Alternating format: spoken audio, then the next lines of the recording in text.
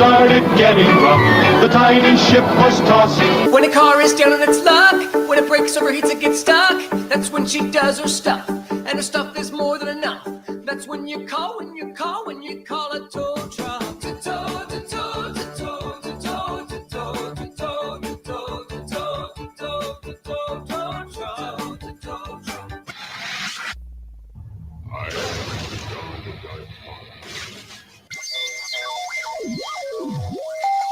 Welcome to the Christian Car Guy Radio Show. I say this calls for action, and now.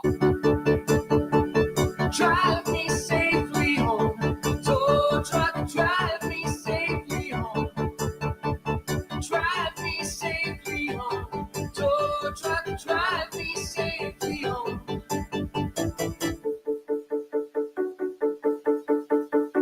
When a car is down on its luck, when it breaks, overheats, it gets stuck. That's when she does her stuff, and her stuff is more than enough. That's when you call a tow truck. To tow, to tow, to tow, to tow. Heavenly. I don't know where Roger was up getting all these songs at. Heavenly tow truck today on the Christian Car Guy Show. How fun is that? And when you think about it, or as I was thinking about Mark chapter 4, a fairly familiar story, you know, one of the fundamentals, I think, as far as Jesus stories, a heavenly tow truck is what we're talking about. But in the meantime, we would love for you to call in today. Again, and we're so honored to have you listening. And of course, I'm here today with my good friend Jerry from Ray's Bobby Shop and Wrecker Service. That's a tow truck, if you didn't know Wrecker Service. It is. So, you know, I bet you're like me that you've been in a situation that just looked horrible. And all of a sudden, man, here they came. And they told you like you didn't think there was any way out of this one. 866-348-7884. 866-348-7884. Or maybe, you know, God pulled you out of the mud or a ditch, as my friend put it. There was something that you thought you were stuck, but God had other plans. So in this case, in Mark chapter 4, as we just read this story, I want you to listen to it maybe with fresh ears. It says, in that same day, when the evening had come, he said to them, let's pass over to the other side. In Matthew, by the way, it says he commanded them. We're going to the other side. Interesting to see how he actually said it. And when they'd sent away the multitude, they took him even in the boat or the ship. And also there were other little boats. And when there arose a great wind, and the waves beat into the ship, so that it was now full. What? I don't remember that before. Like the boat, I knew it was getting full, but full. Now, you know, there, you know, you may have known that Jesus was asleep in the transfer of the back of the boat on a cushion. Well, that cushion was getting wet. And now in the back of the ship, asleep on a pillow, they awake him and said, Master, care thou not? Don't you care that we perish? Have you thought that? Maybe you didn't say it. Like, Jesus, don't you care? This is going on in my life right now. Isn't it? Don't you care? And he arose and he rebuked. It's fascinating. That word that he uses there. He rebuked the wind and the sea. Now, he just didn't rebuke the wind that it would stop, but maybe you've been out in the ocean. When the wind stopped, the ocean doesn't stop. Okay, I mean, it's one thing that still coming. Right, the waves are still coming. So it says that he did both, and it says, and they ceased, and there was a great calm. That word in Greek is actually mega. There was a mega calm. Right? Pretty darn calm, right? Pretty darn calm. And they said to him, why are you, and he said to them, the disciples, why are you so fearful? How is it that you have no faith? And, you know, they were scared a minute ago when the boat was sinking. And I don't know, you know it, but once the boat's full like that, it can capsize, and you're in the middle of a storm where you can't swim. Yes, it's only 13 miles across, the Sea of Galilee, but that's 7 miles. If they're out in the middle, it would be a long swim if in a storm. But after he did that, they were even more scared. And they were exceedingly scared and said to one another, what manner of man is this that even the wind and the sea obey him? Right? So it's fascinating to me. That's a great question, right? What manner of man is this? And I wonder, also you can call in with this. Have you ever been terrified? Like of God or Jesus? In other words, the fear of the Lord is the beginning of knowledge. And sooner or later, for a lot of us, you've had that experience where, oh my goodness, I mean, and I think that's an aspect of God that we don't want to miss out. You might remember in C.S. Lewis's, book, The Chronicles of Narnia, where, Lucy asked Mr. Beaver, is he safe? Is Aslan safe? And he goes, oh, he's not safe. He's not safe, but he's good. But he's good, but he's not safe. It's a fascinating thing to think of the power. I mean, that even the wind, I mean, if you're in this little boat and now you're in the boat with a man that can stop the wind and it's ocean like that, like calm, like boom, the whole world changes that quick. Like it's a pretty, it gets in the little different idea of the fear of the Lord. Like, oh my gosh, like what in the world am I involved in? We would love to hear your take. 866-348-7884. There's a whole lot to think about.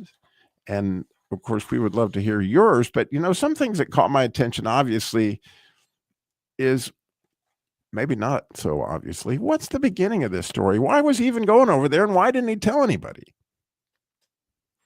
Well, it's a significantly huge part of the story.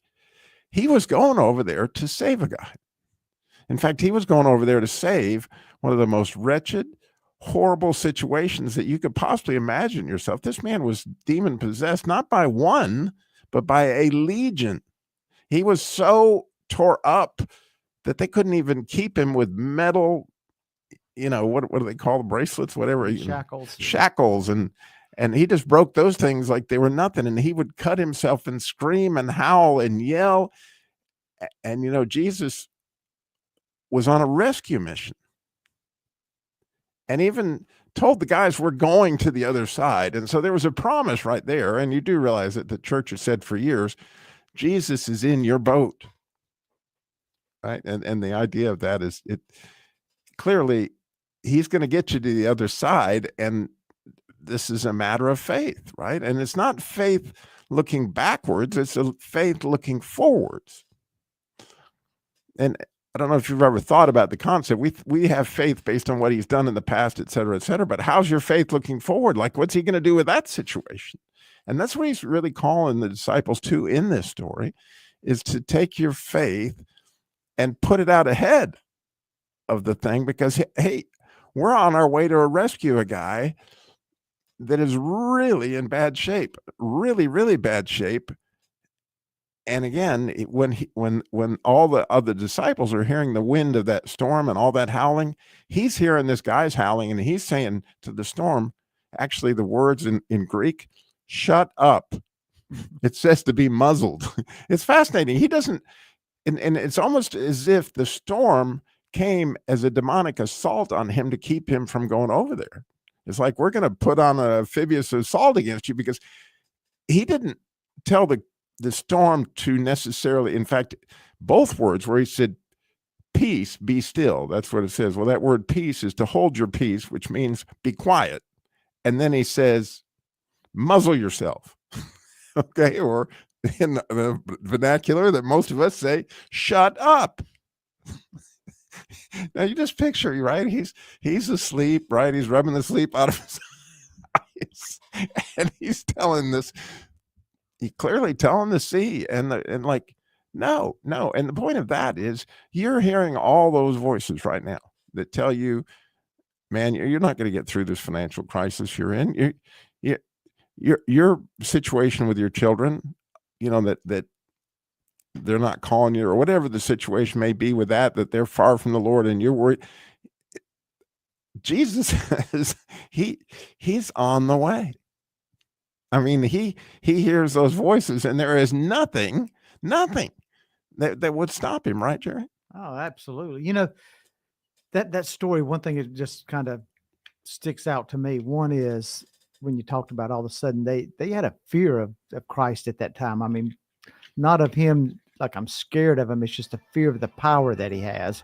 All of a sudden, you know, this man is not, there's something different. How in the world could he do that?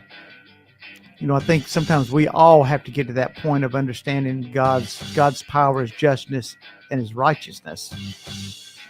It would be good to know, right? Oh, absolutely. The more we know, the better we like it. 866-348-7884. What say you? We'll be right back. How to live in Babylon without Babylon living in you. Dare to be a Daniel. This is True Commentary with Stu Epperson, author and host of Truth Talk Live. Daniel 1 verse 8, a key verse in the whole book, says this: Daniel purposed in his heart that he would not defile himself. You see, this young man made a decision. He drew a line in the sand. He said, I'm going to follow God. I'm going to follow Jesus no matter what, even if they kill me. His life was on the line when he made that decision. But what did God do? God gave him favor. God raised him up. God blessed all of Babylon. God blessed all of Israel and their future, and gave us one of the richest prophetic books and wisdom books in the whole Bible, the book of Daniel, because one man and his 3 Hebrew friends stood strong and stood with God and trusted him. They decided, like Romans 12 verse 2 says, not to be conformed to this world, but be transformed by his word. Purpose in your heart to trust him and watch what he'll do in and through you. Dare to be a Daniel. Join Stu on radio, social media, and his daily Truth Talk Live podcast. Learn more at truthnetwork.com. I spent a lot of time in the garage, but even more time in the rain and mud. In 95, I helped tow your moving trailer. And in 09, it was sparks from me, your chains, dragging behind your truck that accidentally started a wildfire. Spark a change, not a wildfire. Visit SmokeyBear.com, brought to you by the U.S. Forest Service, your state forester, and the Ad Council. Only you can prevent wildfires. Each word is a testimony. When I needed rescue, Jesus, you came through. Oh, in my hardest season, when I needed rescue, oh, Jesus, you came through. And his word is always true on the Truth Network.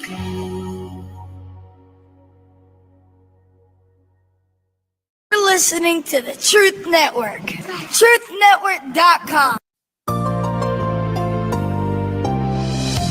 This is John MacArthur welcoming you to Portraits of Grace. A newspaper reported the story of a newborn baby abandoned in a pile of trash in a city alley. The mother had obviously left it there to die. The infant was near death when someone heard its faint cry and summoned medical help. The child survived, but not until it had received the attention and nourishment required. That situation has a spiritual parallel for you. Just as a baby will die if it's deprived of nourishment, so you will languish spiritually and become ineffective for the Lord if you don't feed on his word. You should long for God's word, just like that newborn baby desired its mother's milk. Since God's word is your primary source of spiritual nourishment, don't fail to feed on it regularly. This is John MacArthur, hoping you'll join me again for Portraits of Grace.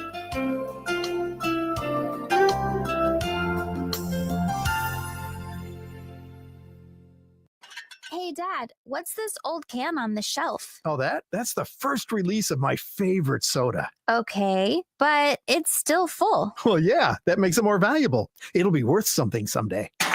It's a good thing you don't have to wait to be worth something. The Bible says, in God's eyes, you're worth something right now. Billy Graham. God is concerned about your soul, and he loves your soul. He loves you. And he puts more value on your soul or your spirit than he does everything else that you could ever think of. It's worth more than the whole world put together. And he wants to come into this life that you're living now and help you, to direct you, to guide you, to teach you. That can happen when you begin a relationship with God's Son, Jesus Christ. Discover more at findpeacewithgod.net. That's findpeacewithgod.net from the Billy Graham Evangelistic Association. Till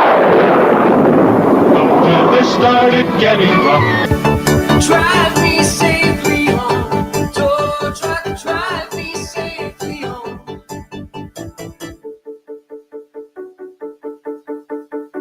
When a car is down on its luck, when it breaks, overheats, it gets stuck, that's when she does her stuff. And her stuff is more than enough. That's when you call a tow truck. To tow, to tow, to tow, to tow. Heavenly tow truck today on the Christian Car Guy Show. We're having fun with this idea. And maybe you tried to call in a few minutes ago and it was busy. By all means, try again. 866-348-7884, 866-348-7884. If you have that heavenly tow truck story, or maybe you had that fear of God story, or maybe you had a real tow truck story where you felt like it was God that was coming to pull you out of the ditch in like a real car situation. Like I had one of those one time. Like a man came from nowhere and just bailed me out of a horrible situation. You can't explain it. How exactly that happened, I don't know, but I know God sent him, whoever he was. Yeah, Robbie, I'm on real quick share a story. This happened to me on a mission trip. When I just got back from Jamaica, we're on the island an hour and a half, and we're heading up the mountain to Mandeville. And if you've ever gone there and had to rent any what they call buses, they're these Toyota and Nissan vans. And they drive on the wrong side of the road. Drive on the wrong side. The seat and the steering wheel's on the wrong side, everything. So you get in there and you get behind the wheel, and first thing my brain is trying to recalibrate everything. We're going up the mountain, like I said, about an hour into the trip, which is 3.5 hours to Mandeville. And I had a double blowout. Both tires on the left side blew out, running about 60 miles an hour. Well, these roads are a lane and a half at best. When that happened, it instantly jerked me to the left, which would put me off the road. And there was a lot of Jamaicans walking on the road and that kind of stuff, because it was coming up to a little area that had a lot of the little village markets and stuff and little huts outside. Yeah, that's so horrible. So I jerk it back to the right. When I did that, I realized there was a truck coming at me. Okay, I've got a van load of people from my church, and they're screaming. So then I decided I had to go back to my left. So I turned back to left, and I'm trying to get slowed down without, because it really felt like I was on, like the van was on a flip because of. Right, of course. So I finally said, Lord, I pray there's no Jamaicans on the side of the road here, or I hope that they hear me coming. So I go off to the road. Dust is flying. Parts are flying off the van because it's beating everything to death. I come sliding in, and there was a little market there. Both tires blown on the left side. Instantly, I mean, the woman come out that ran the market and the little store and stuff, and all the guy, everybody in the van got out, and they were all kind of shaking. Van behind me, and out of nowhere, this Jamaican guy. Well, first thing when I get out, a Jamaican comes running up to me and says, "Hey, brother, you don't drive like a white man." And I really wasn't sure what that meant, but all I knew was I was still alive. But is God watching over me?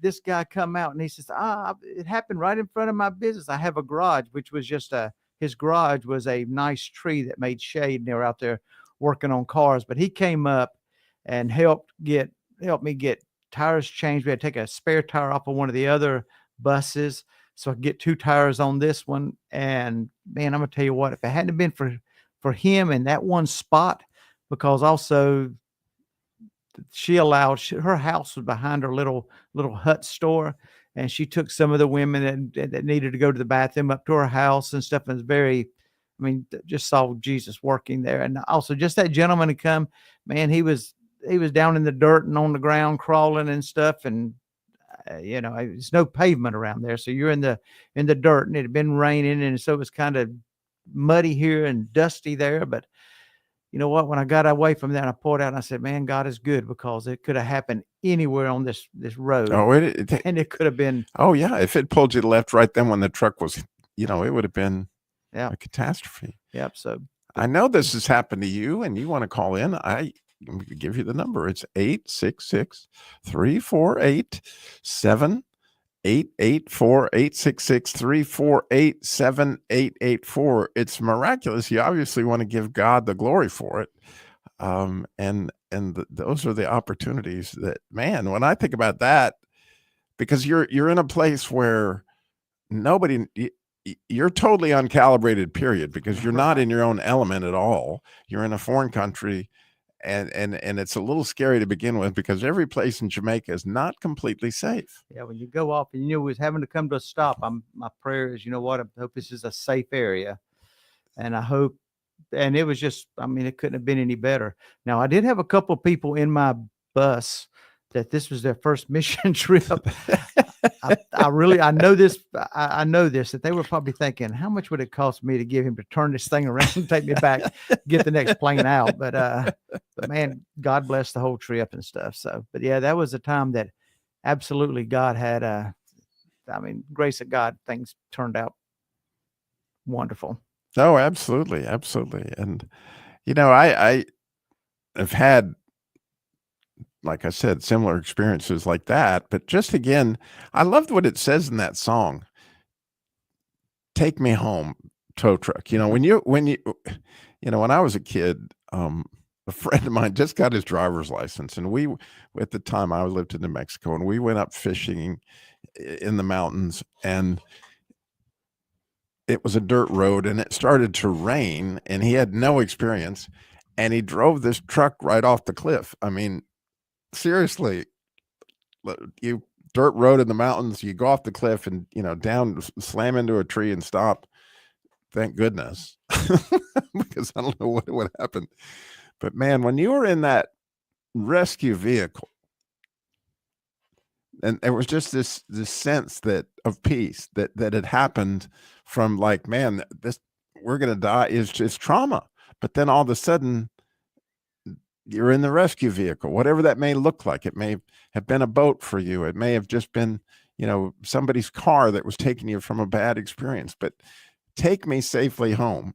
Right. That's what they said in that song. And clearly whoever wrote the song had been in that situation to where, you're vulnerable and you're out there, and God is going to bring you home. 866-348-7884, 866-348-7884. We're going to go to the mailbag when we come back, because we have some questions we want to answer from some listeners out of Ohio. 866-348-7884. Give us a call.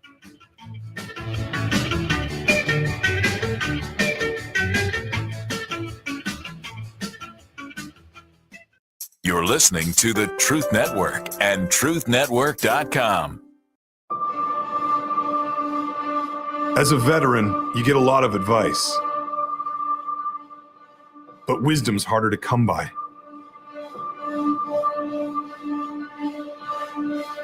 A lot of people imagine themselves in our shoes without understanding the weight on our shoulders. The truth is, few can understand the pressure of finding your own way after serving in the military. But few isn't none. You've got support. You can't control the chaos, but you can chart your way through it. Steady yourself. Take a breath. You're not alone. Learn more at maketheconnection.net. When Jesus said, I am the gate of the sheepfold, he was assuring every one of his true sheep can be absolutely sure that no one can pluck them out of his hands, the hands of the true shepherd. Teacher on Leading the Way, Dr. Michael Youssef. I know, and you know, that Satan is constantly looking for an opening in which he can penetrate into our lives. Temptations is forever beckoning us, and the world is longing to suck us in. But listen to me. The truth is, our eternal Savior is the door, and he shelters us. And all of God's people said, amen. Want to live a victorious life? you can listen to Dr. Michael Youssef on Leading the Way or visit ltw.org.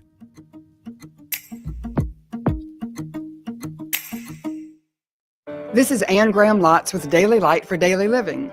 Humility matters to God. Daniel was lavishly honored by kings for his supernatural wisdom. God revealed to Daniel the meaning of dreams. Angels personally delivered God's answers to his prayers, and God miraculously delivered him from the lion's den. Daniel, whose greatness gave him every human right to think highly of himself, didn't. In Daniel 9:3, Daniel smeared himself with ashes because he knew humility matters to God. It's interesting how pride can creep into our attitude when we pray. We think if we keep all the rules, if we're good, moral, helpful, then somehow God owes us the answer we want. Listen to me. Isaiah 66:2 says, "These are the ones I look on with favor, those who are humble." Maybe it's time you smeared yourself with ashes. Time to plead with God in deep, genuine humility. This is Anne Graham Lotz. And now, your Pathway Minute with Dr. Robert Jeffress. The road of this life is difficult. There are a lot of bumps and jolts. But those bumps and jolts in and of themselves can be of benefit to you right now. It may result, those trials, in a strengthening of your faith. And remember this above all, that God is not some distant deity who has no idea of what we're experiencing. There is nothing you're experiencing right now that Jesus didn't experience as well. And that's why Hebrews chapter 4 says, "For we don't have a high priest, Jesus, who cannot sympathize with our weaknesses. Instead, he was tested in all points as we are, and yet without sin. Let us therefore come with confidence to the throne of grace." Pathway Minute is produced by Pathway to Victory. To access the Bible teaching of Dr. Robert Jeffress, go to ptv.org. Weather started getting rough. Drive me safely home. Tow truck, drive me safely home.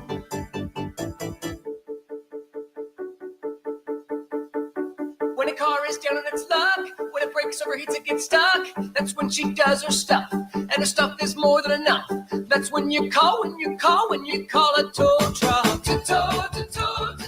Heavenly Tow Truck today on the Christian Car Guy Show. How fun is that? Maybe you have a story along these lines when you were down on your luck, whatever that may be, and a car or, and a Heavenly Tow Truck showed up. We love testimonies. We'd love to hear your story. 866-348-7884. I got to tell you that so blessed this week. We had 2 cars donated to the Jesus Labor Love. For those of you who are not familiar, the Jesus Labor Love is car repair labor and sometimes a car for single moms, widows, and families in crisis.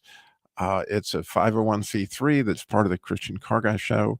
And we're so blessed by the donations, which have been rich again this year. And the cars, I don't know that we've ever had more cars donated than we've had this year. And but we've had more needs. There's still a waiting list, believe me.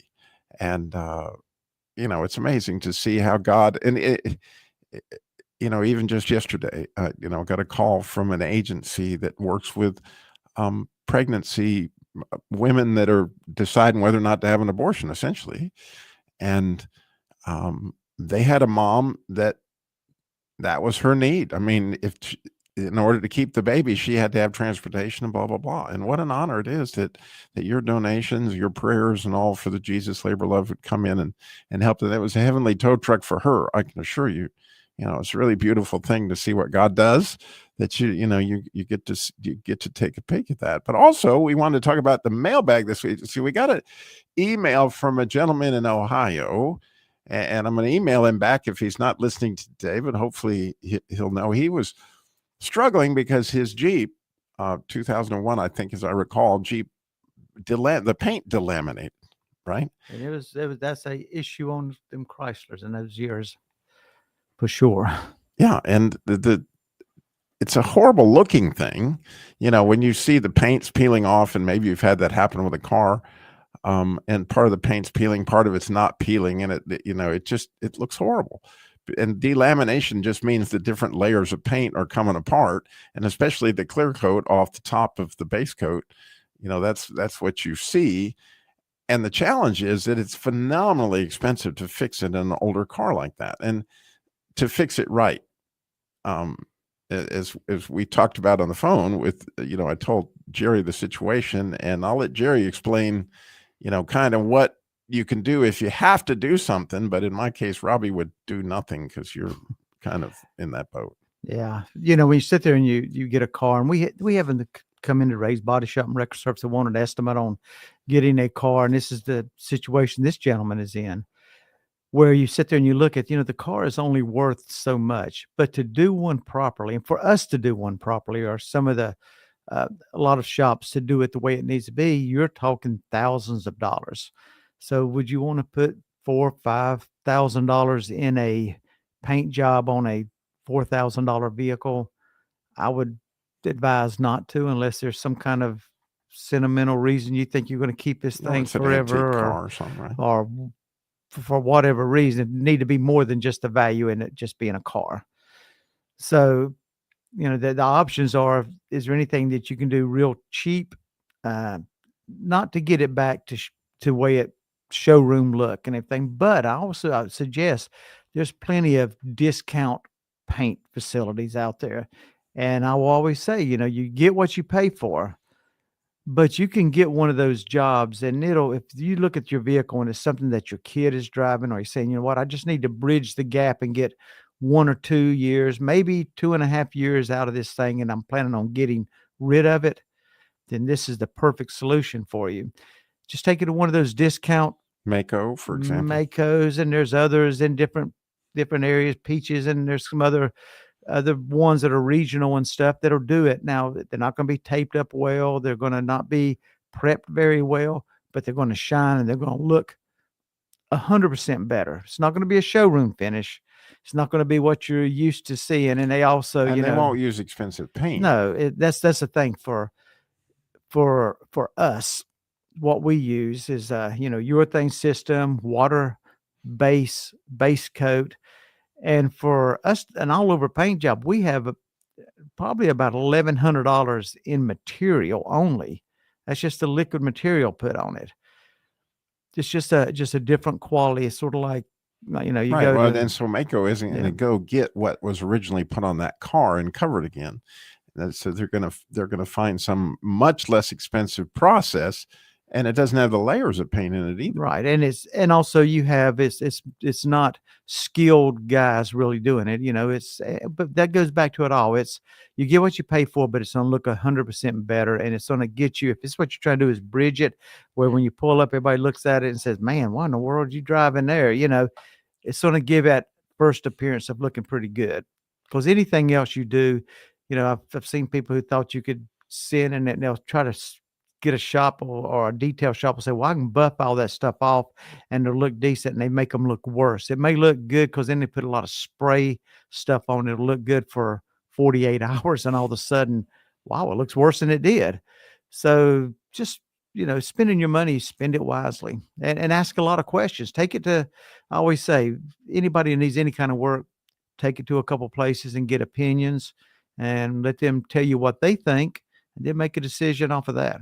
Right. And I have a recent purchase of a 2007 Prius, which is a pretty neat car, but the deck lid on it's delaminated, and I can assure you Robbie's going to do nothing. Because I don't care, and it's not metal showing, it's not going to rust. And so it's delaminated, and that's the deal. You can put some wax on it to make it last as long as it can before it actually all comes off. But you brought up a good point though, Robbie. One thing is, if you do have a vehicle and it does have bare metal showing, even if it means go by an auto paint supply store and get an aerosol that's close to it and kind of clean that area and blow a little bit of that paint on it, it ain't going to look pretty, but it is going to slow down the rust process. Right. You don't want bare metal, but if it's delaminated and whatever, put a little wax on it, and just, Just enjoy the ride. Enjoy the ride, which I'm doing. I'm learning all sorts of things about hybrids I did not know. That's really pretty exciting stuff. They're genius, the stuff that goes into that. So have fun. Anyway, getting back to our heavenly tow truck story, right? As we're discussing this, and I would love for you to call in with your story. 866-348-7884, 866-348-7884. One of the things I said, that one of the amazing questions in this story is, who is this that can calm a storm? I mean, really, you know anybody like that? I mean, who is this? And fortunately for you and me, if you've accepted Christ and he's in your life, he's in your boat with you, and he's telling you you're going on the other side, and he's got a purpose, and you're going, and you might as well have fun because you're going, and you can. There's going to be some storms, but he's going to be in the storm with you, right? That's the difference. That's the difference between a follower of Christ and a believer, and those that aren't. Is who's in the boat with you, right? And he has a purpose for that storm. He has a purpose for the journey. Clearly, this storm was to teach us all about pushing our faith forward. Wait a minute, Jesus said we're going to the other side. What part of this do you not understand? Like, you're going to make it. You're not going to die, and you're really not. If he's in your boat, you're not gonna. I mean, you're going to live eternally. I mean, that's the ultimate picture right there. But nonetheless, I was praying one night. I have to tell this story because I've experienced this. And I would even counsel people to try to see this side of God, to where he does terrify you. But I was praying, and he showed up in this particular prayer, and it scared me out of my socks. I just know I was absolutely terrified just for this presence. Somehow or another, my spirit knew, oh, he's here. and what he said, simply, Robbie, what do you want? And I honestly was just totally glib, like, oh my goodness, this is Jesus. He's here. I'm terrified. I'm on my face, literally. And his question is, what do you want? And I glibly said, oh, I just want to serve you. And he said, oh. And he just kind of like, oh. And all of a sudden, things started to flash before my face of my whole life. And, like what they're talking about, your stories written in books. Oh, yeah, it is. I'm going to tell you, I've had the experience, and I've seen it. Like, it's going to come at you, and you can see it, and it's all there in unbelievable detail. But that's another experience of who is this? Well, we got Ruth in Richmond has a story. I'm very excited about her story. Hopefully she'll hang on for us through the break, but we need your story. 866-348-7884, 866-348-7884. We'll be right back.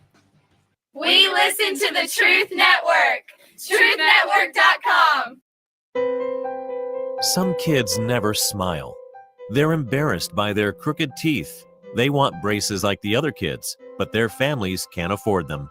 Some may even try to straighten their teeth themselves. That can make everything worse. Luckily, there's Donated Orthodontic Services, a program from the American Association of Orthodontists. It helps provide orthodontic treatment to kids and teens whose families can't afford it. For kids who apply, are approved, and are matched with a volunteer orthodontist, it can be life-changing. Their treatment is in the hands of an expert, a licensed local orthodontic specialist who improves their smiles by correctly aligning teeth and jaws. Some kids think they'll never smile again, but Donated Orthodontic Services may help them smile with confidence. To link to the application and eligibility requirements, visit aaoinfo.org. Mama, what does the chicken say? Chicken. Oh, okay. When the wolf? Oh, a wolf. Ooh! What about the tiny dog? Cat. Owl. Dolphin? What does the turkey say? Whale. Yeah, well. Okay. Giraffe. You're not going to get it all right. Just make sure you nail the big stuff, like making sure your kids are buckled correctly in the right seat for their age and size. Get it right. Visit NHTSA.gov/the right seat. Brought to you by the National Highway Traffic Safety Administration and the Ad Council. A listener writes, Gary, is it possible to love something or someone who can't love you back? I think the reality is that there are many definitions of love, and I would say you have to describe what you're talking about. I understand when people say, I love the mountains or I love the beach. It means essentially they like going to the mountains or they like going to the beach, or I love my dog. They like their dog. That's one kind of love. But the kind of love in relationships is a sacrificial, self-giving love that chooses to look out for the other person. The attitude is, what can I do to help you? How can I make your life easier? How can I be a better husband or a better wife? It's the attitude of love that then is expressed in behavior that builds positive relationships. Dr. Gary Chapman is the author of The 5 Love Languages. For more answers, visit startmarriageright.com.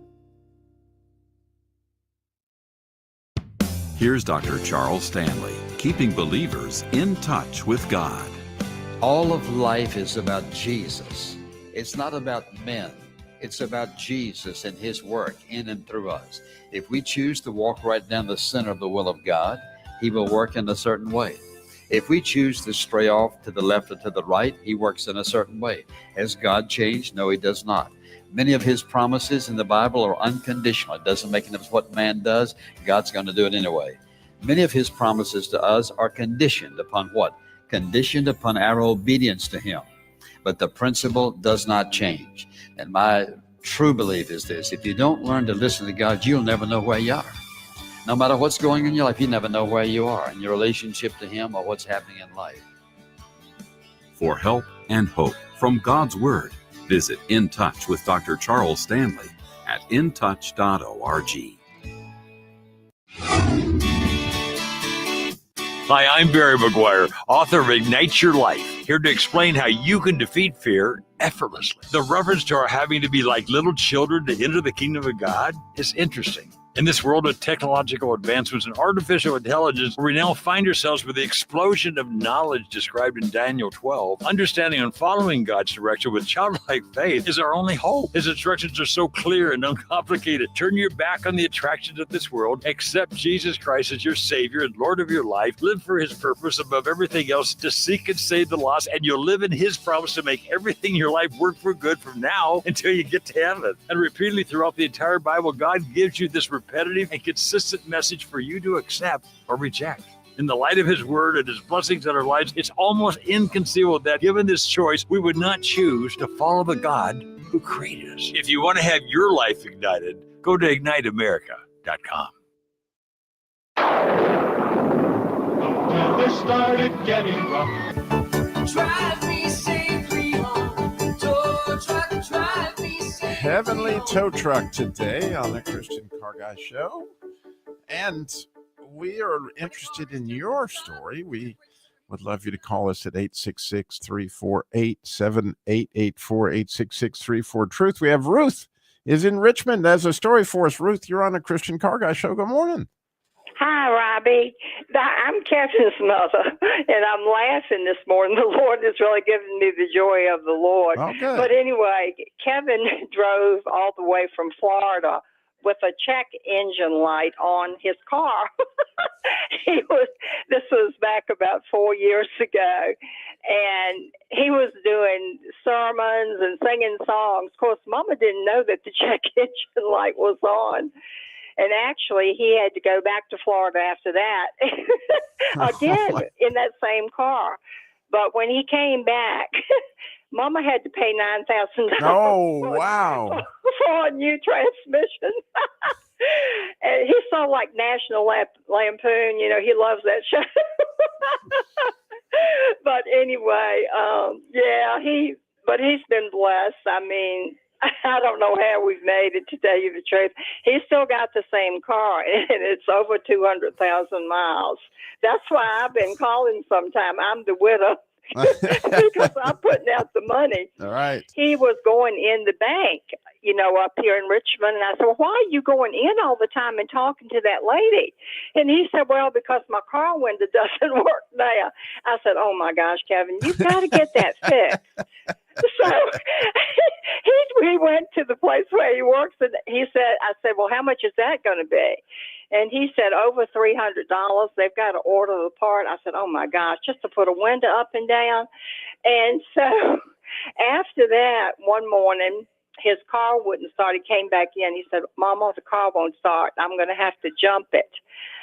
And somehow they just combined everything, and they didn't charge him hardly for the window. I think they just didn't want to fool with it. And the whole bill was like $150. I said, well, Wow. my God, those tires must have been doing something, because the window got fixed and he had to get a new battery too. So praise God. That's all I can say. But Yeah, exactly. And the joy of the Lord is in you. I can assure you. That's so beautiful to hear. And I know Kevin is out there. He composes music. He's a very gifted composer. And he's still doing it constantly. Yeah, we had many car stories. My husband died 25 years ago, but we had many car stories. I'll tell you one as quick as I can. I don't know how quick I can do it. We had a Mercury Cougar, and we were going to the beach, and we always would get off of 95 to eat our lunch at a church or something, and we'd go the back road. Praise God, we did. And so we rode on this country road, and when we made a right turn, I heard a boop like, and I said, honey, what is that? And he said, I don't know. And we pulled into this little country station on a Saturday. Everything else was closed, and the man was inside. And when I went up to the door, I hit the alarm. So the police arrived there. And anyway, little did I know that he ended up showing us to go over to Franklin, Virginia, to a Mercury place over there. And we got over there, and of course they were closed too.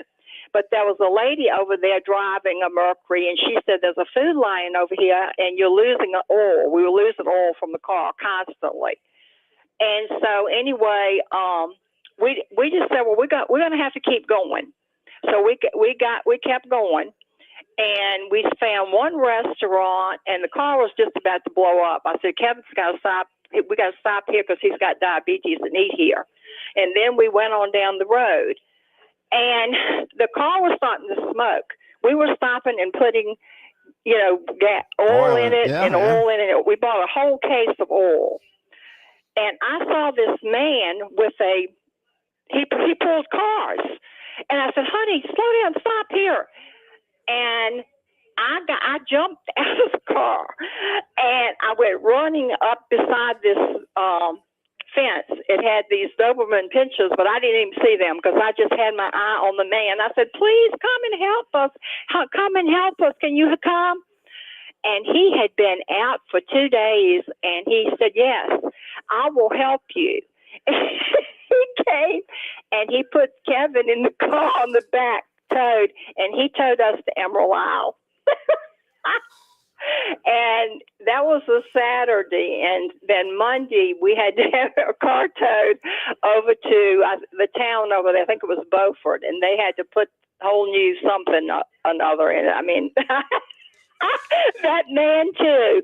He had not been a Christian, but he had become a Christian, and I mean, we talked about God. This was the man with the Doberman we didn't get pinschers that and till the 11 o'clock at night.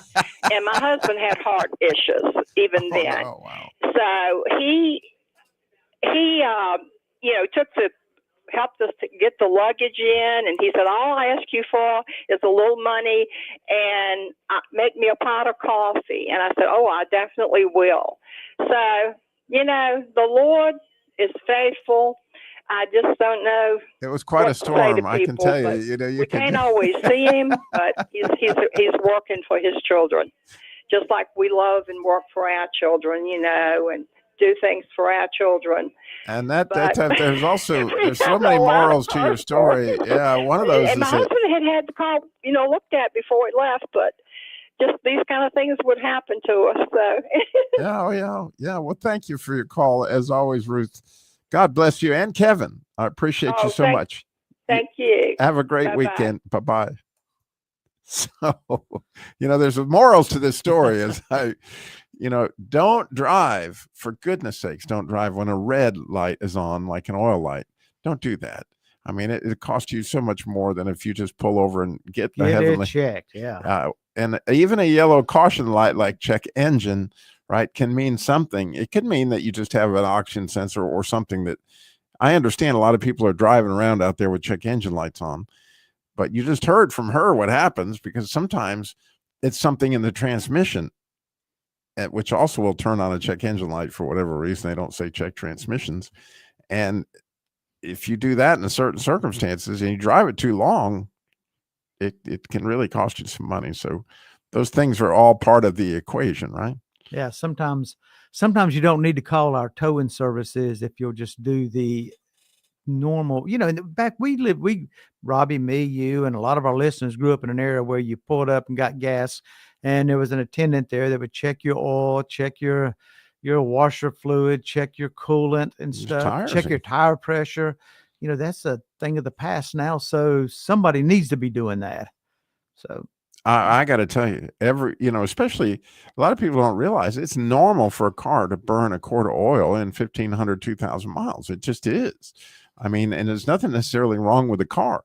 And so if you've driven at 7,000 or 8,000 before you checked your oil, it can very easily be 2 quarts low, and there not be anything horribly wrong with the car other than you just need to keep it full of oil. So, every time you fill it with fuel, every time you pull that's the way it used to be, and that's the way it should be. Yeah.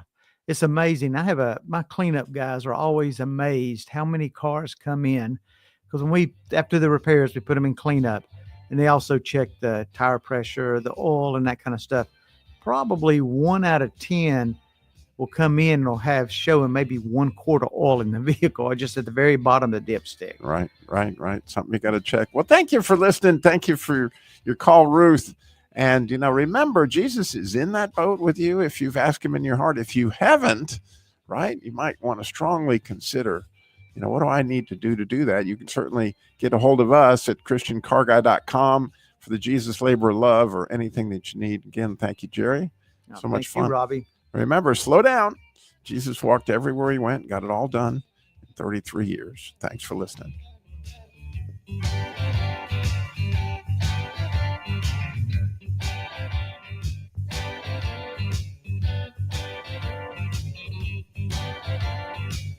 You're listening to the Truth Network. TruthNetwork.com. How to live in Babylon without Babylon living in you. Dare to be a Daniel. This is True Commentary with Stu Epperson, author and host of Truth Talk Live. Daniel 1 verse 8, a key verse in the whole book, says this: Daniel purposed in his heart that he would not defile himself. You see, this young man made a decision. He drew a line in the sand. He said, I'm going to follow God. I'm going to follow Jesus no matter what, even if they kill me. His life was on the line when he made that decision. But what did God do? God gave him favor. God raised him up. God blessed all of Babylon. God blessed all of Israel and their future, and gave us one of the richest prophetic books and wisdom books in the whole Bible, the book of Daniel, because one man and his 3 Hebrew friends stood strong and stood with God and trusted him. They decided, like Romans 12 verse 2 says, not to be conformed to this world, but be transformed by his word. Purpose in your heart to trust him and watch what he'll do in and through you. Dare to be a Daniel. Join Stu on radio, social media, and his daily Truth Talk Live podcast. Learn more at TruthNetwork.com.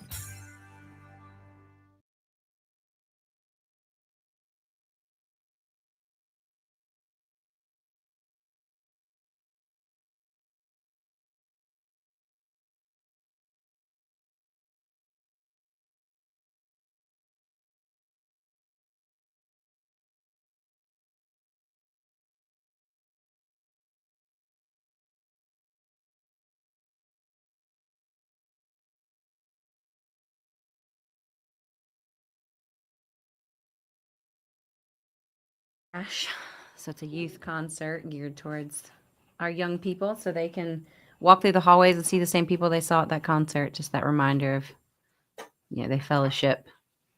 There are other people that love the Lord out there their age, So just gives them that reminder. But yeah, I was excited the chamber took that on because they're the ones that stepped in with that to help. And would it be a Christian concert? I wondered. So the first question they initially had was, are you sold on the Christian concert piece? Or are there other, if it's, I can't possibly let somebody get up on stage and talk about drinking and all the things that now music talks about, and then come in behind it and say, oh, but we're here to safeguard your children. So it's going to need to be a Christian concert. Yeah. Yeah. That's a challenge, isn't it? But I just think it's awesome. It's awesome that you got it going. And that how many do you have registered this year? Is it? Yeah, we've got 190 as of this morning registered. How many did you have last year? 175, I think we had show up. So, and we've got it's been 10 people a day the last 2 days. So I'm like, oh my gosh. And I still have a list of 2,000 people I just got to send information out to that are runners. So it might be a lot bigger than we expected. Without the advertising. Yeah. Yeah. So much more profitable. Yeah, it is. It has been, but yeah. However it works. Yeah.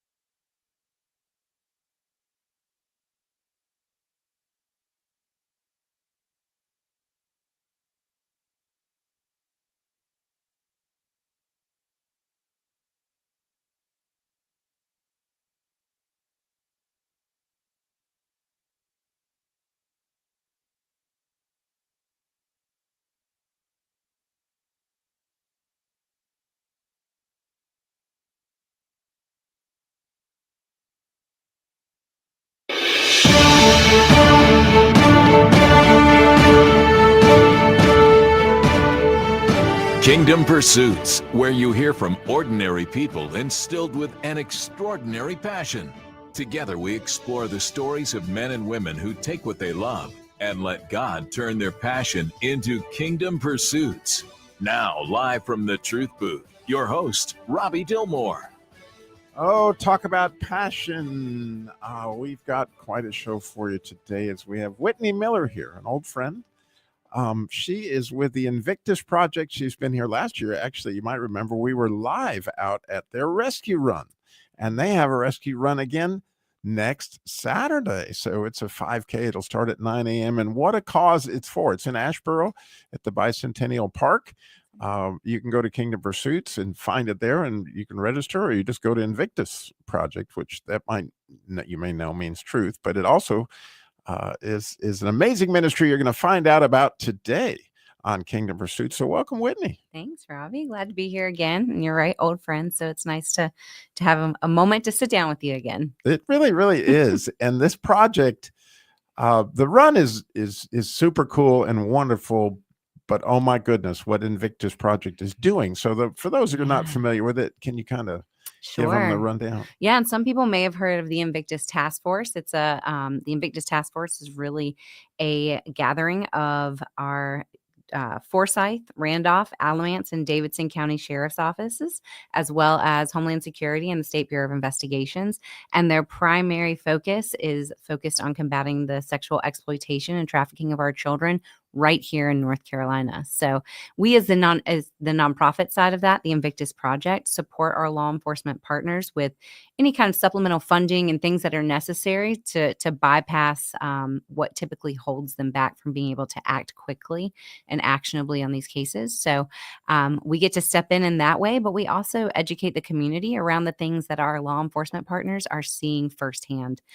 So we get to have instant understanding of what this fight looks like. And because it is just constantly shifting with technology and really the things our children are exposed to, we have to stay prepared. And because we partner so closely with our law enforcement partners in that, we're able to speak very clearly and urgently with parents and community members so they get a really good look at what our kids are facing every day.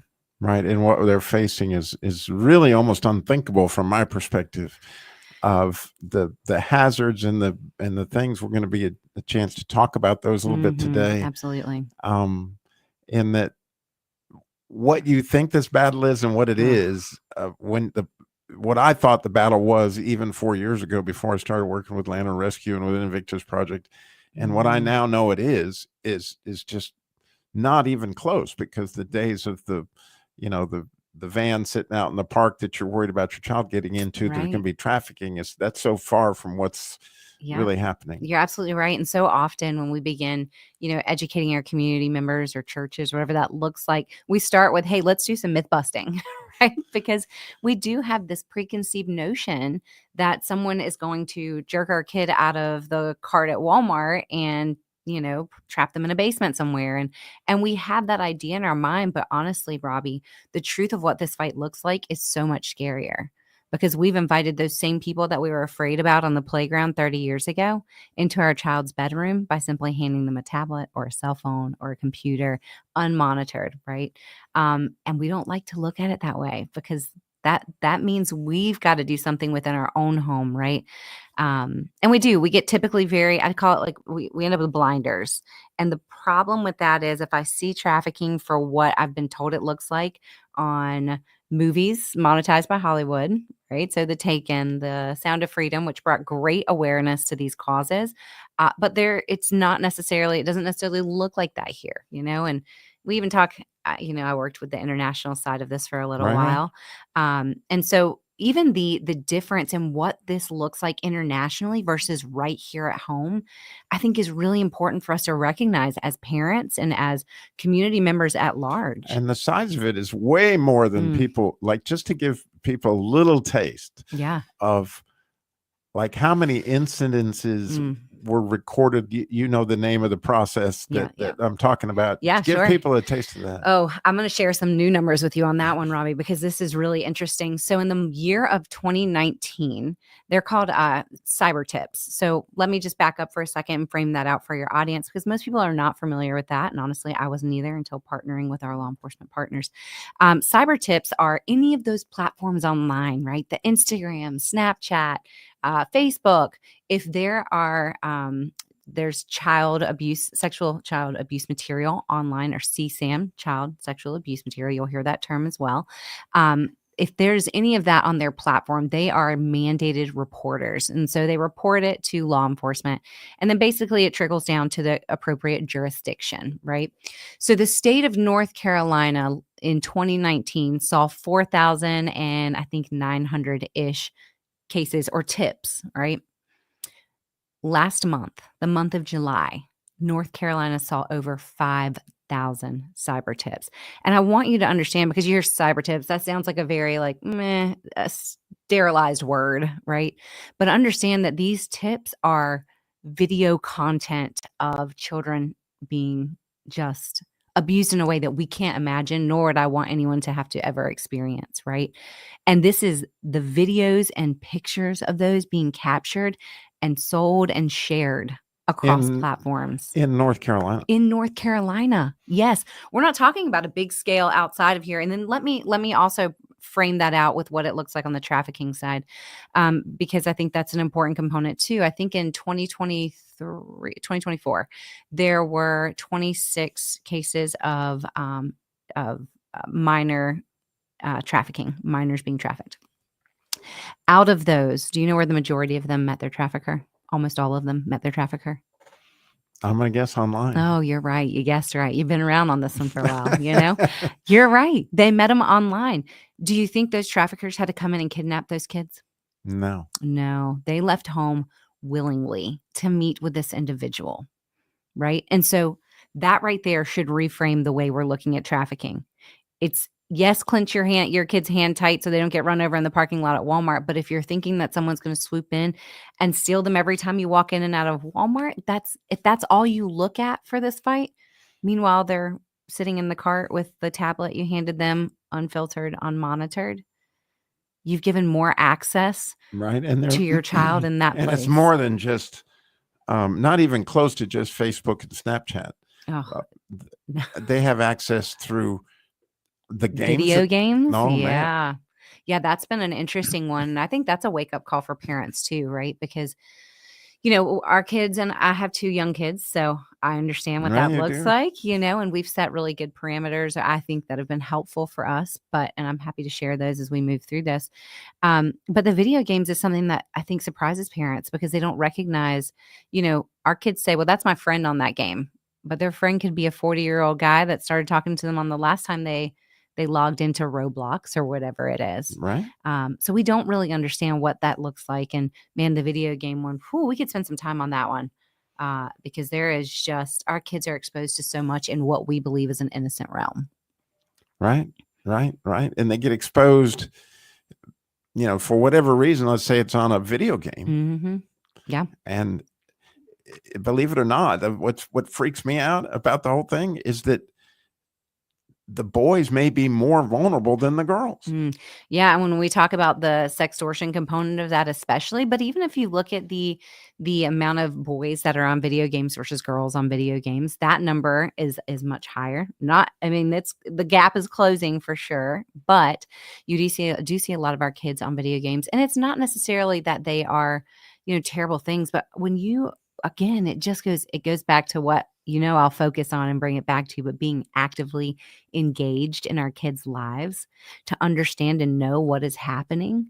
That's important. And sometimes when they're on their video game or their tablet on kids' YouTube or whatever, we are not engaged because we believe that everything is fine, right? We've handed this over and we've got parental control apps and things like that on there, but that doesn't suffice. And so you can see how gigantic this rescue run is. Yes. Right. That you get out there and support this. Not only you're supporting the law enforcement, but you're supporting the education that Whitney and other members of her staff are going around the state, helping people to understand what is at hand. Right. And so, again, the rescue run, it's coming up in Asheboro. You can go to kingdompursuits.com and register for that. It's only $45. Yep. Like, man, have fun. That's right. How to live in Babylon without Babylon living in you. Dare to be a Daniel. This is True Commentary with Stu Epperson, author and host of Truth Talk Live. Daniel 1 verse 8, a key verse in the whole book says this. Daniel purposed in his heart that he would not defile himself. You see, this young man made a decision. He drew a line in the sand. He said, I'm going to follow God. I'm going to follow Jesus no matter what, even if they kill me. His life was on the line when he made that decision. But what did God do? God gave him favor. God raised him up. God blessed all of Babylon. God blessed all of Israel and their future, and gave us one of the richest prophetic books and wisdom books in the whole Bible, the book of Daniel, because one man and his 3 Hebrew friends stood strong and stood with God and trusted him. They decided, like Romans 12 verse 2 says, not to be conformed to this world, but be transformed by his word. Purpose in your heart to trust him and watch what he'll do in and through you. Dare to be a Daniel. Join Stu on radio, social media, and his daily Truth Talk Live podcast. Learn more at truthnetwork.com.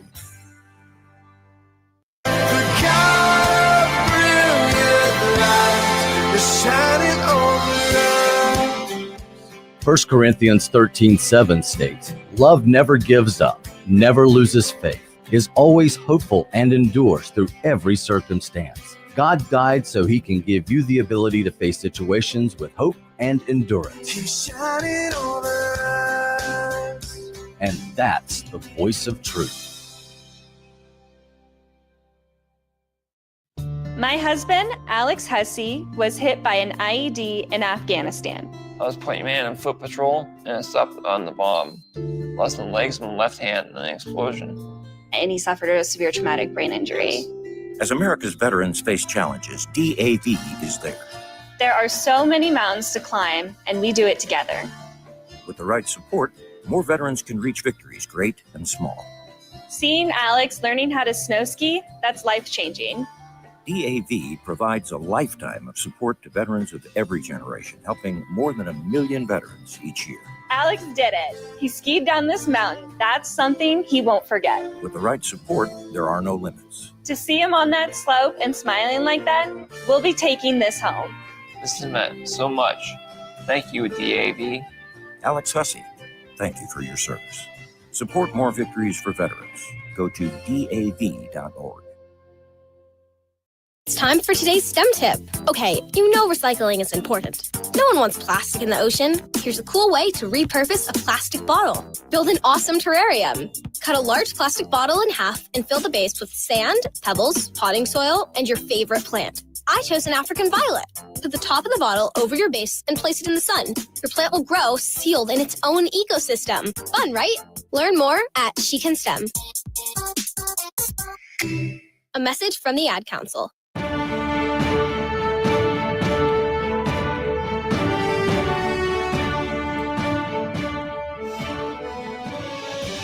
Welcome back to Kingdom Pursuits, where we hear how God takes your passion and uses it to build the kingdom. And today we are so blessed to have with us Whitney Miller with the Invictus Project, and especially their rescue run that's going on next Saturday. So you got to go get registered. You can do that at kingdompursuits.com or at Invictus Project. They have their website. Again, it's amazing that beginning is 9:00 next Saturday. It's $45 to register. We got to get there a little bit early. I got to tell you, there'll be a crowd. I think they already have 190 people registered, but you don't have to run. You can do like Tammy did last year. My wife was in it and she walked. And so whatever suits you, just show up. It's amazing. They got vendors out there, all sorts of stuff. And then very cool, very, very cool. 6 p.m. They're going to have a back to school bash concert, Christian concert, right? Whitney? Yeah, we're excited about that. That was kind of a neat add-on to this year. I had really just kind of had this desire to see our youth, look up from their devices, look up from their cell phones for a moment, but also do it in a space where they can fellowship with other believers before they begin to walk the halls in school that week. And so it lined up really well. I'm not sure I knew what I was taking on with 2 events in one day, but you know what? God is so faithful to honor it and do great things. And so I really think it's going to be incredible to have our youth and our community come out and our kids see adults worshiping alongside them, but also kids that they're going to, again, walk the halls with the very next week starting school, and remembering, oh man, that kid, I remember seeing that kid at that Christian concert, right? And we have Elijah McCormick, who was on American Idol. He's going to be headlining that particular concert, so that's really exciting to have. That is very exciting.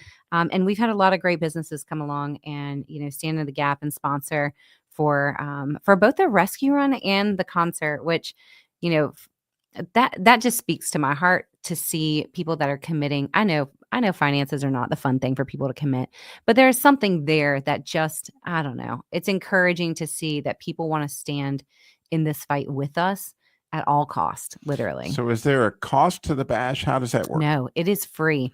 It is a free concert. And honestly, because of the Asheboro Randolph Chamber, Did you hear that? It's FREE. Free. If you need something to do with your kids on Saturday next week, this is a great space, But the Asheboro Randolph Chamber, their leadership group came alongside of us to help us with this and garnered sponsorships from all around our community. And we're able to put this together. We're going to have a dunking booth out there, Robbie. That's going to be great. We're going to get Ray in it. That'll be wonderful. If you don't know who Ray is, he is the founder of the Invictus Project. Right. And I'm sure there's many people that would love to being see him in a a dunking police booth. officer, law enforcement, he's not the kind of person who's going to take dunking lightning. Yeah, no. It was one of his comrades in the law enforcement arena that made that happen. So, but it'll be great. And then we also, we're going to have food trucks out there as well. So we'll have food trucks. We've got, just a lot of really neat activities that are going to be going on, meant to engage the youth.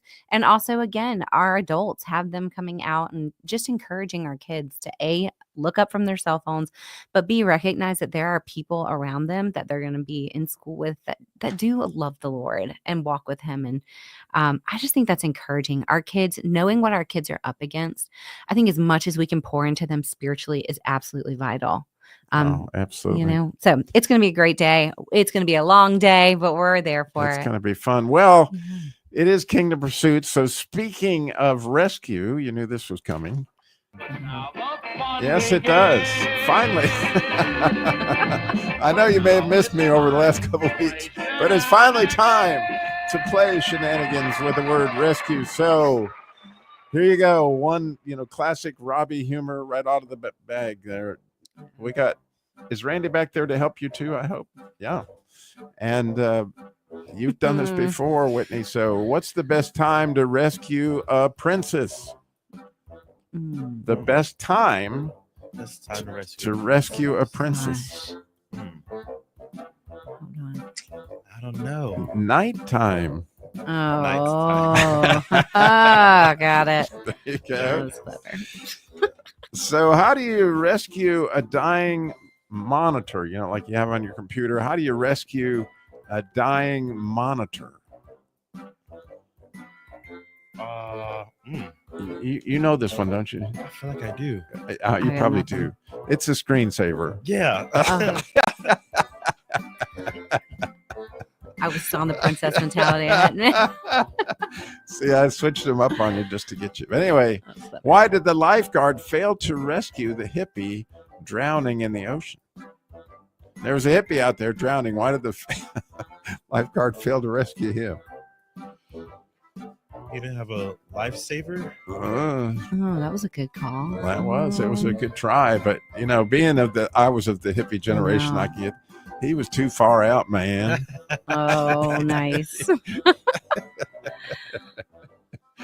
And my personal favorite on the list, although it's probably just crazy, but I just like it. What did Cher say to the orphan pig that she rescued? What did Cher, Sonny and Cher. Okay. All right, what did she say to the pig? The pig that she rescued.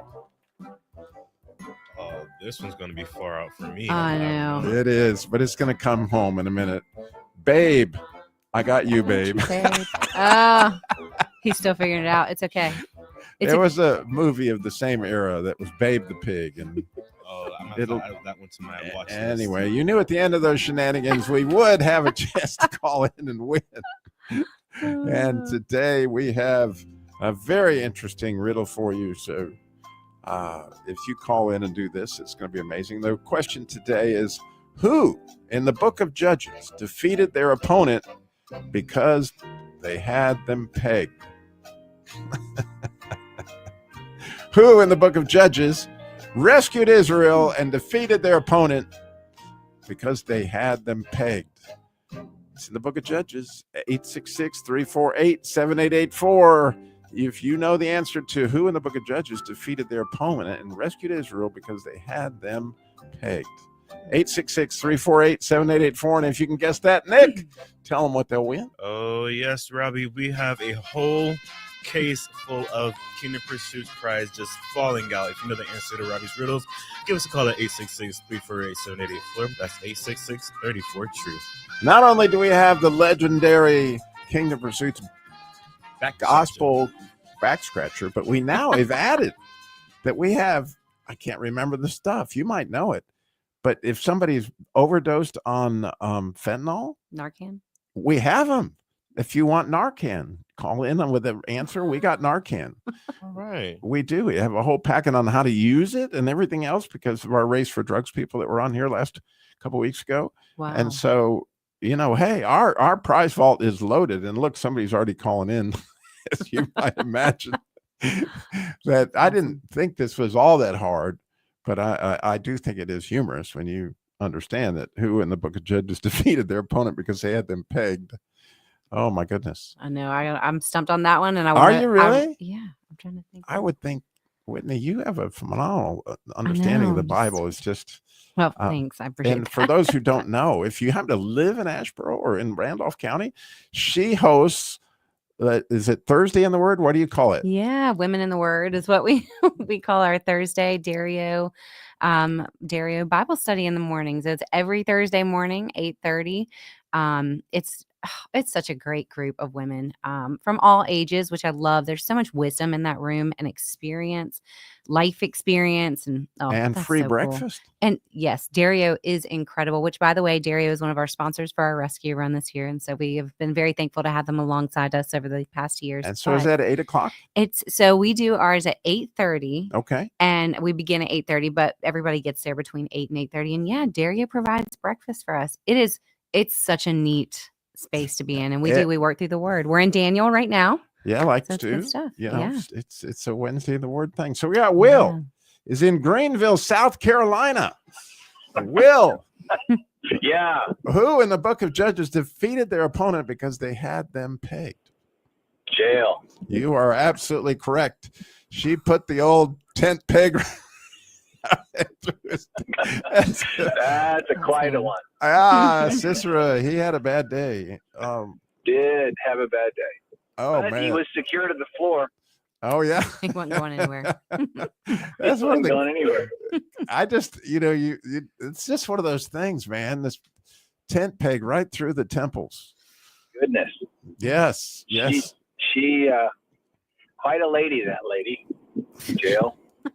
That whole area of the book of Judges has Deborah and that you can see the women stepping up in there. And it's amazing the women that step up in the Bible, with Esther being one of the greatest Jewish leaders and arguably the most powerful Jewish leader of all time. In that I'd agree. That she did some amazing stuff. Well, thank you, Will. I appreciate your call very much. You have a blessed weekend. No problem. You guys have a great day. You too. God bless. Bye-bye. So we're going to find out what Will wants from the prize vault. I mean, how fun. Yeah. Well, if you're wondering how the legendary gospel back scratcher works, while you're scratching somebody's back, there's a red and orange, and red, white, and the ones where you go through the gospel with the pink. Oh, cool. See? That's pretty cool. That's nifty. Who came up with that? It was given to me by a missionary, the first one, and then we've restocked since then. That's pretty awesome. But anyway, getting back to again, what's at hand is with the Invictus Project and talking about trafficking, especially when it comes to these devices and all that stuff. I think it was really helpful for you to walk through. She's got two of the most delightful young men. I know them pretty well, Charlie and Harvey. And so, wow, did we use that whole segment? We did. When we come back, we're going to find out how you talk to your kids and or at least give you some suggestions and some Absolutely. thought starters, because there's a lot here. Now your grandkids too, as the situation may be. Again, we're so grateful to have you here, Whitney. Yeah, glad and to we'll be be back in just a minute. Sounds And good. meanwhile, Will is figuring out what he wants. He could be getting that back scratcher. Who knows? Through the good and the bad and the ugly, I can still see the sunshine above me. Lord, I love all the ways that you love me. You're the good, you're the good, you're the goodness. Truth Network wants to inspire all people to experience the truth through sound Bible teaching and Christian talk. Is Jesus missing in your life? Discover the goodness today. You are still the goodness in my life. Hi, I'm Fuad Reves. I'm a home builder, and I have a question for all of you out there who are building your dream home. Are you making plans so your home will have healthier indoor air? It's an important question because there's a deadly invisible radioactive gas that can seep into homes from underground. It's radon gas, and when you breathe it in, it can cause lung cancer. Among non-smokers, radon is the #1 cause of lung cancer. The good news is that it's simple to build a home, so radon is not a problem. Building your home radon resistant is a good, inexpensive way to stop radon from entering your home. Any builder can do it. So protect your family.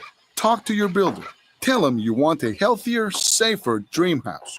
You'll have better dreams. Learn more. Visit the EPA at epa.gov/radon. That's epa.gov/radon. This public service announcement is brought to you by the EPA, who does not endorse this particular builder or any other commercial enterprise. There are places with people in this world that are without any hope. That is, until Mercy Ships arrives. Mercy Ships is a place restoring sight to the blind, healing to the deformed, acceptance and help to the outcast, and love to the brokenhearted. And many times you can almost see the life coming back into them. Can't beat that. Mercy Ships is the largest floating civilian hospital in the world, staffed with some of the most skilled volunteer medical professionals and crew. Mercy Ships brings hope, healing, and love to the lost and forgotten in the world. To learn more, go to mercyships.org today.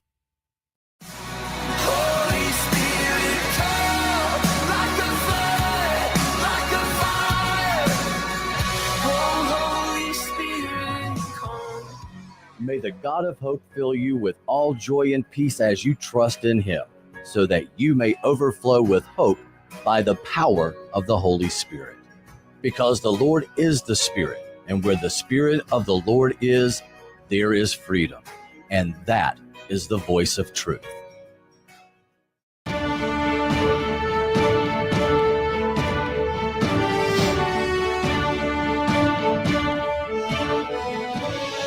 Welcome back to Kingdom Pursuits, where we hear how God takes your passion and uses it to build the kingdom. And so amazing to have the Invictus Project with us here today, Whitney Miller, and their rescue run. Again, if you haven't heard about it, it's going on in Asheboro next Saturday.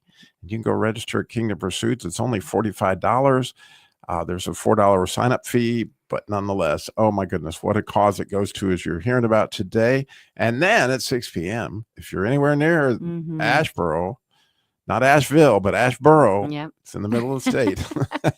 They got a free Christian concert, back to school bash. It's gonna be absolutely amazing. But as we promised, we wanted to, the situation is parents, and I'm being one, or a grandparent, you have a tendency to overcompensate. Like, no, you're not going to have a phone. No, you're not going to have, and I see those situations going out there. Then the kids just sneak, and it's even worse because they're keeping things behind their parents' back. Yeah, and it's got to be, it's hard. It is hard to navigate in this time, this era of time, how to create those appropriate boundaries, right, for our children. And so there's a couple of things I would say. I am a proponent of your kid does not need a cell phone until they are older, because there's not a need for it, right? I mean, And we could rabbit trail on that one, Robbie, but We won't. just knowing and seeing the things. And so that, what age would you say? Oh, never. I don't, I mean, that's hard, honestly, because I think about how much time I waste on my phone and I'm a grown adult, Right. but if I had to put an age on it, I don't know. 16. I know that sounds crazy, but 16 I could see reasonable. Most people are handing them to him at a much younger age. Matter of fact, Charlie, the power went out at his school last year, and he was in 4th grade, and he was upset because he was one of 4 kids that had to use the teacher's phone. One of 4 out of an entire classroom of kids. Everyone else had a cell phone. 4th grade. Now, what's scary about that, Robbie, is the fact that we know the average age of a child being exposed to pornography is around 8, 9 years old now. Right. You want to know how they're finding it? It's not the magazine under somebody's bed it's not like it used to be, right? Oh, no. And you can't, I mean, if you're doing any kind of searches or whatever, you can't, it is going to come up first and foremost because there's the most money involved with that. And you just believe it. Yep. And people don't quite understand that, but that is one of the largest industries in the world financially. So if you think they're not, desiring to target a customer base at a younger age, if you are a businessman, you understand how that works, right? It's easier to maintain a customer than it is to get a new one. And so if they are able to capture them at a young age, maintaining them throughout life is a lot easier and more profitable as a business. So again, we could hold that one for another podcast another day, but there's a lot to dig into that one. And that's the thing that as Christians, I guess I was just naive. Yeah. That I had no understanding that prostitutes, as I've interviewed them, have told me they literally hook their, whatever they call their clients, on drugs in order to get them to keep coming back. And it's the same thing with pornography. They hook the young ones on purpose because they know they're going to keep coming back.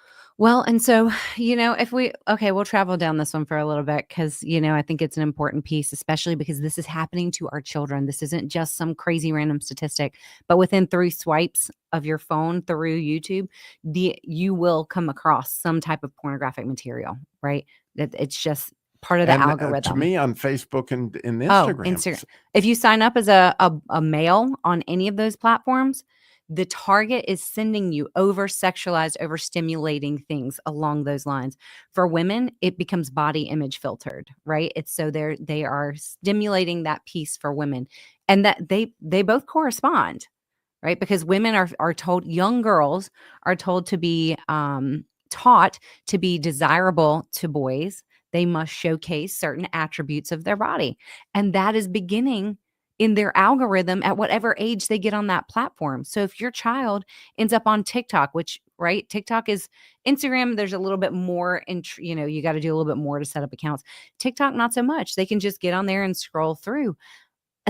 That is what that platform is designed to teach them, and so then you've got a 9-year-old girl believing that she's already got body image issues on an underdeveloped body as it is, right? And then you've got the boys that are consuming that content that's showing them that they should be paying attention to certain attributes on girls. And you collide those two worlds, and that is what leads to the work we're doing, right? Is now we are having to hunt down predators online, right? And people that are preying on our children in real life, not just online, but hands-on as well. And, so it really creates this perfect storm, and it is concerning. So when you ask me, that's my holdback, honestly, when you ask me what age for a cell phone, man, if whatever age you feel like it's acceptable for your child to start viewing pornography, how about that? Let's give that one to parents. And, I think I'm going to use that one more frequently, but because that's the reality of it. There's not enough parameters you can put in play.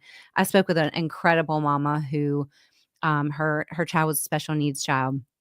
And she would give her daughter a tablet while she was cooking dinner and put it on YouTube Kids. Innocent. You think that there are boundaries in play because this business has told you there are boundaries in play that also profits from your child being addicted to it.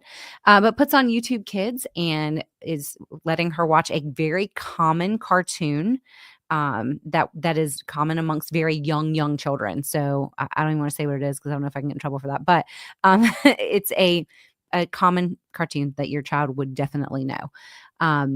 And this cartoon had been remanipulated on YouTube Kids to where everything that was being said was like the cartoon, a regular cartoon.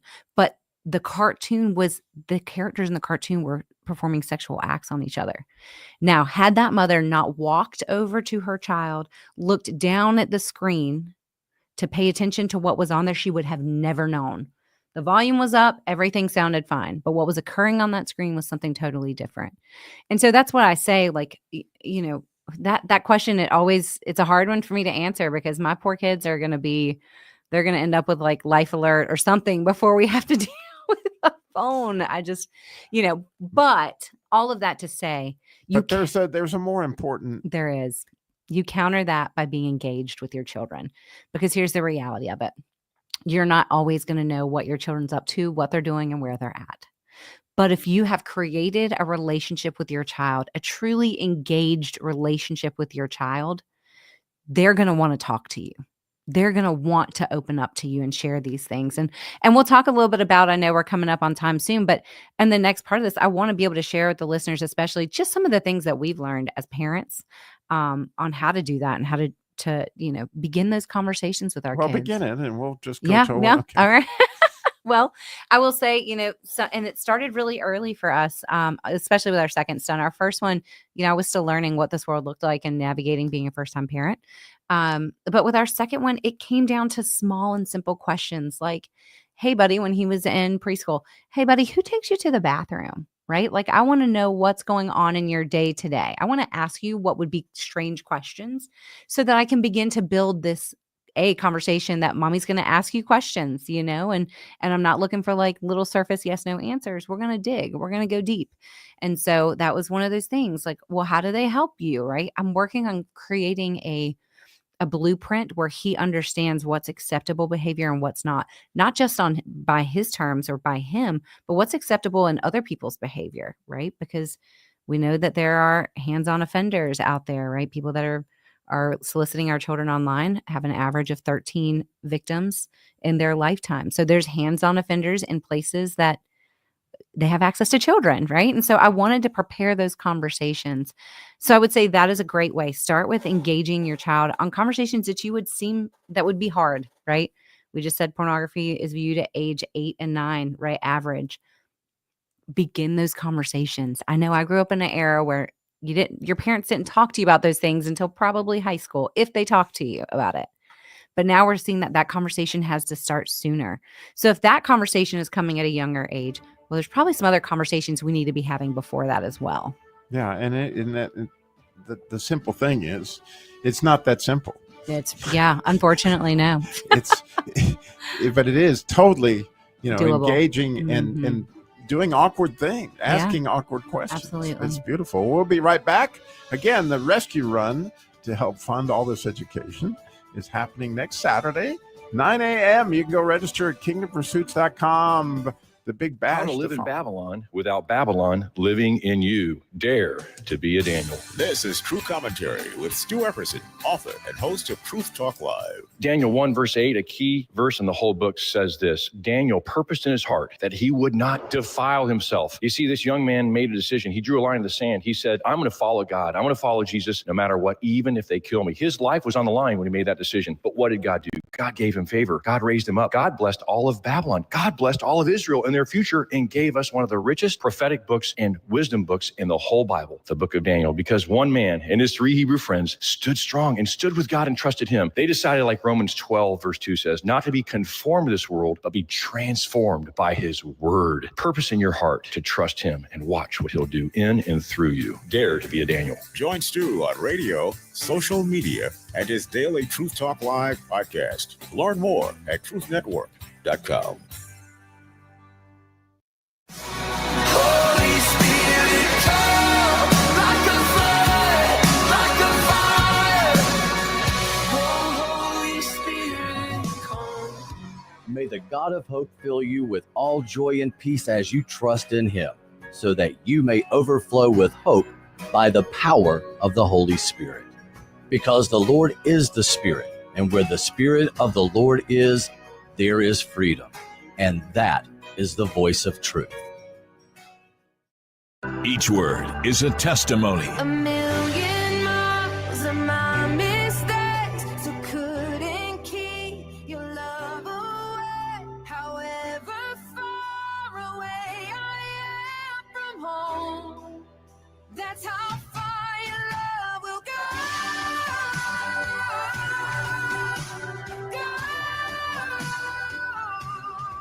And his word is all.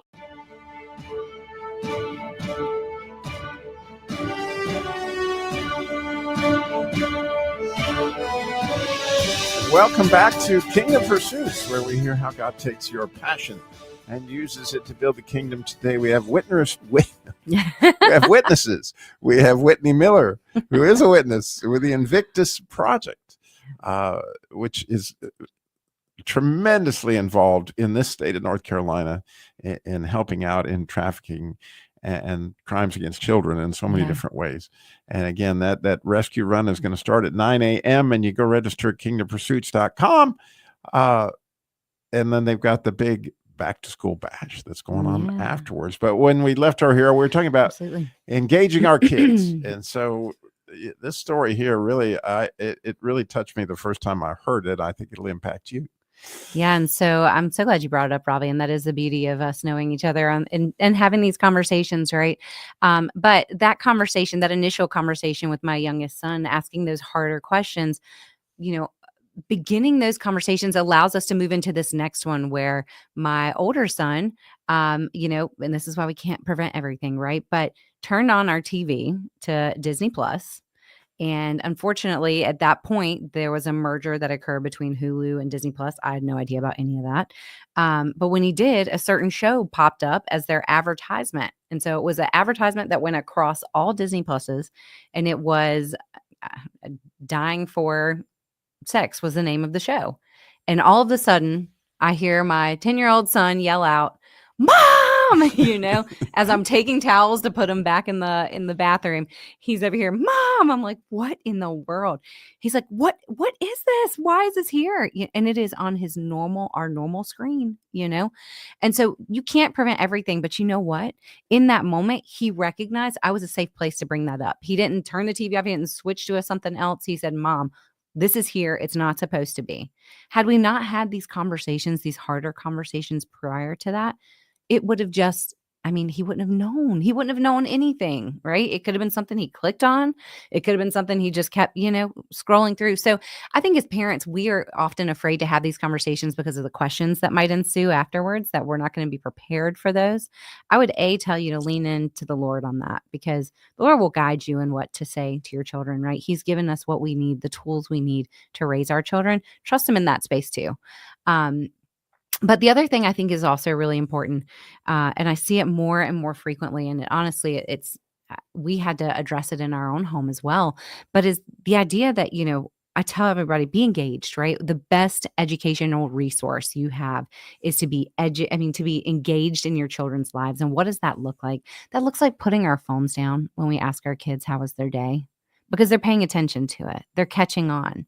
And so if they don't see us authentically engaged in their lives, they're not going to come to us with the hard days. They're not going to come to us with the hard problems or the things they heard at school that they're unsure of.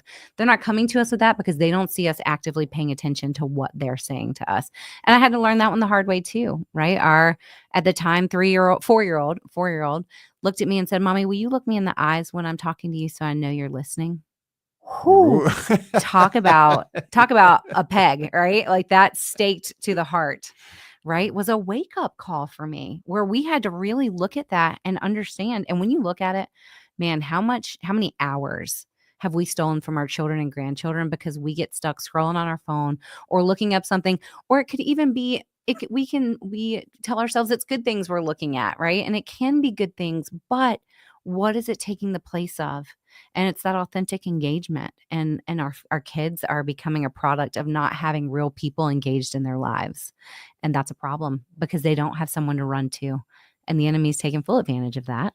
Right. He's going to be the one that's exactly the vulnerability they're going to run to. Absolutely. And I don't want to miss this piece because to me, it's the most horrifying. Yeah. Right. And that's the sextortion piece. So you got a young boy. Yeah. And they've been, viewing pornography or whatever. Not even, right? They just have an Instagram account. And all of a sudden, or any account, and someone, solicits them. This beautiful young girl online says she's 16 from the county over. It sends a friend request. Our kids are used to accepting friends requests from strangers, not a big deal to them. And now all of a sudden she's having a discussion with 14-year-old Johnny. And so you've got Susie 16 in the county beside him and Johnny 14. And all of a sudden Susie says, hey, Johnny, if you send me a picture, I'll send you a picture. And 14-year-old Johnny smoking hot Susie. He's like, well, what are we going to do here? And he sends the picture. And now that same person that bad actor is what we call them, that portrayed themselves as a peer group, is not. It's a older man in another country that is soliciting multiple children and sextorting them by saying, hey, I'm going to share these pictures with all of your friends if you don't send me X amount of money. And it's happening so frequently. And the scariest part about that, Robbie, is because we have disengaged as parents, many of our 14, 15, whatever, our young boys are not running to tell mom that they oopsed and sent a bad picture and now have somebody that's asking them for a lot of money. No, they are burdening that weight, and that weight is so heavy because we know who's behind it, right? That shame is so heavy that they are choosing suicide as an option. And what does that say? That says that we have to be engaged as parents, asking hard questions, being there for them when they need it. That is, you're right, that is a scary piece of this. And why it's so important to me that we take part with Invictus, right? And they've got this run coming up. If you can't run, you just want to send in the $45. Again, you can go to Invictus Project, .org, is it? Yep, theinvictusproject.org/rescue run. Come and learn more about what we're doing and the task force and the arrests and all the things. So, and don't forget the big bash coming up afterwards. The big concert, absolutely FREE free. So hey, get your kids to come out there to that. Again, Invictus Project. Remember that and share it with somebody. Right. Meanwhile, we're just grateful that you listened today and that you've got so much truth coming up. Encouraging Prayer with James Vanks coming up next.